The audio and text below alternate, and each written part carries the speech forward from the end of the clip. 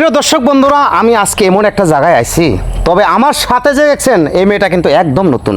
আর মেয়েটা দেখতে কিন্তু একেবারে সুন্দর রাইস, কারণ মেয়েটা যেরকম দেখতে সুন্দর তেমনি কণ্ঠ আছে মেয়েটার ভিতরে। তবে মেয়েটা বলার অনেক কষ্ট লাগে, মেয়েটা একদম গরিব। আমার পিছনে যে দেখছো এটা মেয়েটার বাড়ি, আর আমি বর্তমান সেই মেয়েটার বাড়িতে আছি। আর তার বাপটা পেল্লাস হয়ে বর্তমান সে ঘরে পঙ্গু হয়ে পড়ে আছে। বর্তমান এই ফ্যামিলিটা রোজগার করার একমাত্র সেই মেয়েটা, কিন্তু মেয়েটা কি করব, কোনো কর্ম নাই।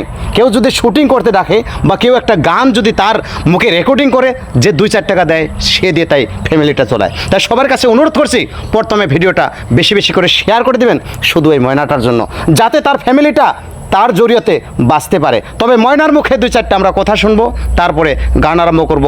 অনেক সুন্দর একটা গান। ময়না, তুমি কেমন আছো? হ্যাঁ, আমি ভালো আছি। তবে আজকে এই দর্শক বন্ধুদের তুমি কি গান শোনাবা?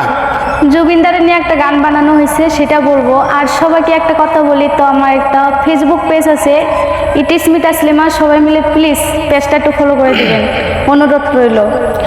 ওই আমার জুবিনদার মতো ভালো মানুষ আরে পাইবো না আসামে, আমার জুবিনদার মতো ভালো মানুষ আরে পাইবো না ভারতে। রে ইয়া আমার জুবিন্দা সারিয়া গেল, ইয়া আমার জুবিন্দা সারিয়া গেল, না ফিরার দেশে রে। আমার জুবিনদার মতো ভালো মানুষ আরে পাইবো না আসামে, আমার জুবিনদার মতো ভালো মানুষ আরে পাইবো না ভারতে।